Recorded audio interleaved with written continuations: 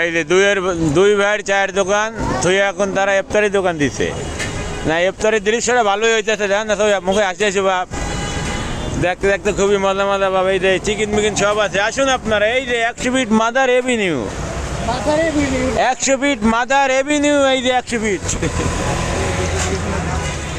এই যে গ্যারেজের সামনে 100 ফিট। দেখেন কত সুন্দর ইফতারি, আলহামদুলিল্লাহ রোজা মুখে আছি, ভালো ব্যথা কিনে হোক দোয়া করি।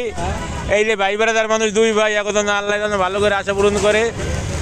পবিত্র রমজান মাসে অনেক পরিশ্রম করতে আছে, তাদের যেন বউ পোলাপান সবাই যেন খুশি রাখতে পারে। বেচা কিনা না হইলে করতে খুশি রাখবো, একটু বেচা কিনা বাড়াই দাও মালিক। এই যে কি খাইছেন আর কি খাইবেন, তরতাজা বেগুনি। লালকে ইউটিউব চ্যানেল থেকে দেখতে পারতেছেন, আউশিক রঙিন সিনেমা চলিতেছে ইফতারির দোকান।